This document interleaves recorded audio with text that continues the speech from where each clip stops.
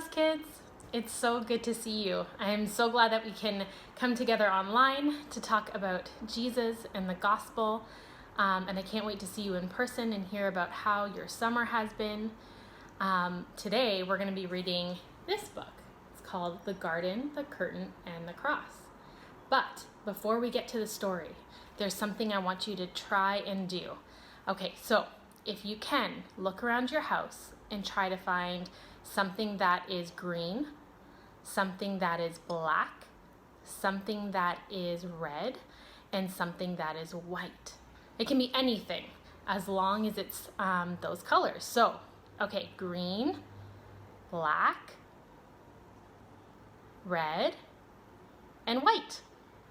And we're going to do something fun as we read the story together.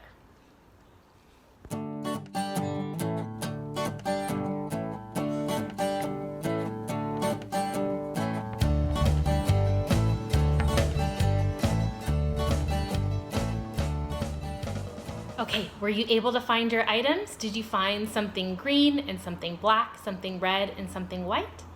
Great. Okay, so as we read the story today, we are going to use the items that you found to help us remember the whole big story, the gospel story.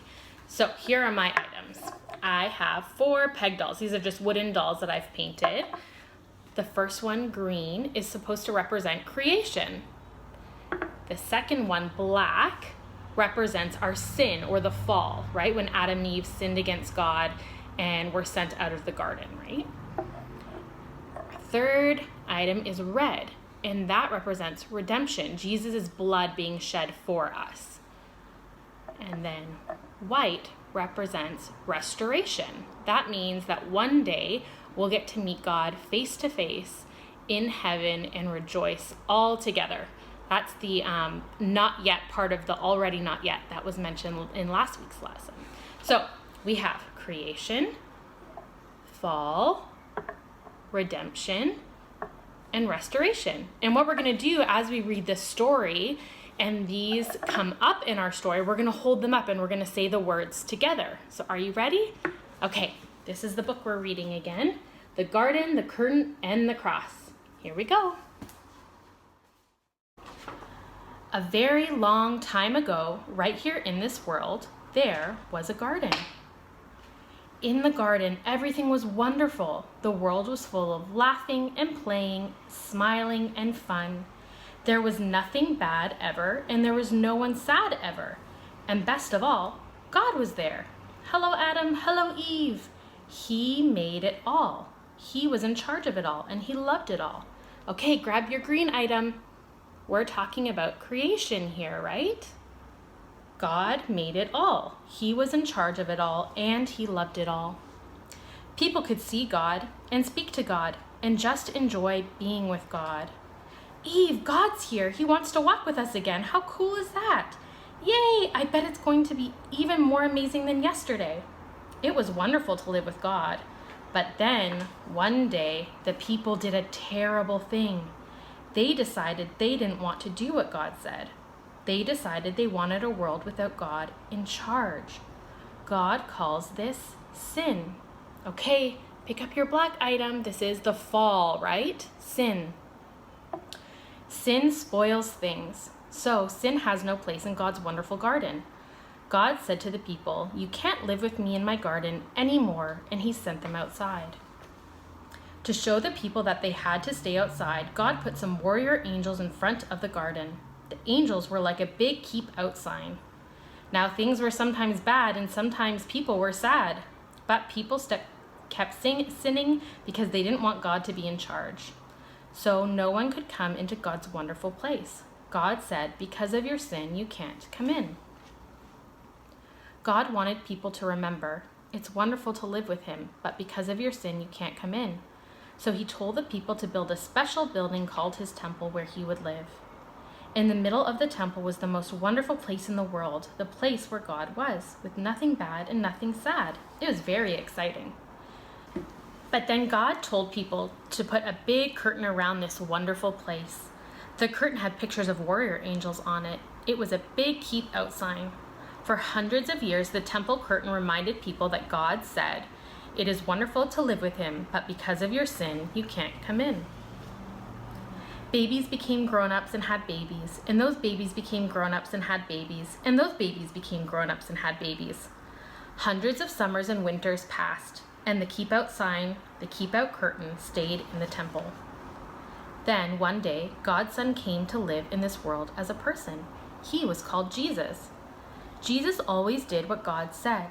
Jesus never sinned. And Jesus visited the temple where the keep out curtain hung. Jesus knew that things were sometimes bad and sometimes sad. Jesus said that God had sent him to open the way back to God's wonderful place, where there would be nothing bad and no one sad. This is the beginning of redemption, right?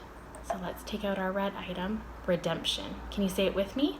Redemption.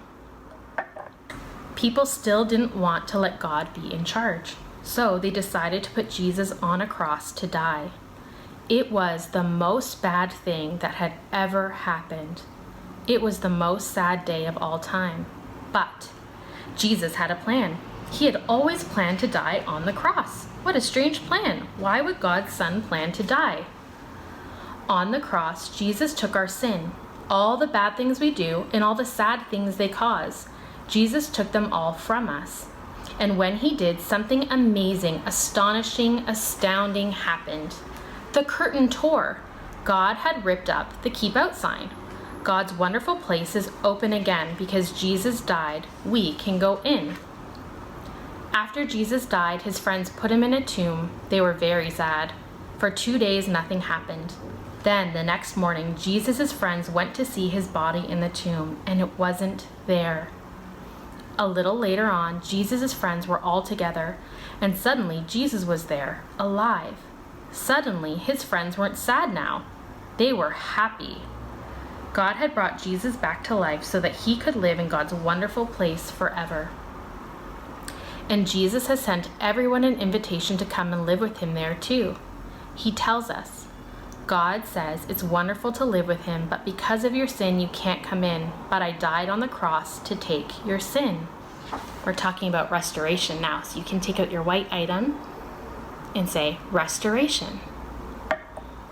We can live with God forever. There will be nothing bad and no one sad. Come on in, friends. We will see God and speak to God and just enjoy being with God, just as he planned. It will be wonderful to live with him, and it's all because of Jesus.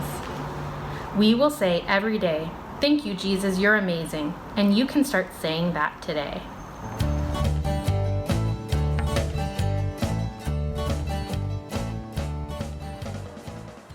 Okay, friends, so we've learned another way to remember and share the gospel, right? Creation, fall, redemption, and restoration. But do you remember another way that we can remember and share the gospel? I think Mikhail and Hannah can help us out here.